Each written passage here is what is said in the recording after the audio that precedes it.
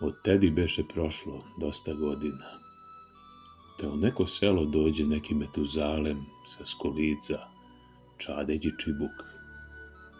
Od dima mu oči u žizle ka na rezervi, te jedva prepozna derana s golemita baništog i pozdravi.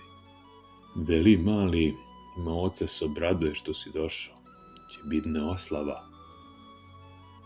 I tako ti hašišar ode do Matoroga, da vidi ima neke ženke, a ono domu u haos pa odoše na livadu, da izduvaju.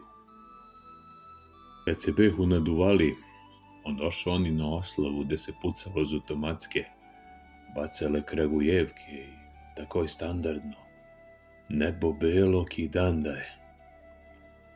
Kako to biva kad ne stane alkohol, tako je oslava zamre te slavljenik odluči da utekne. On stavi neki prstenjak od kog nestaki da ga proguta mrak. Kim mačak se vratio domu da pokupi pederušu i da utekne negdu štetu.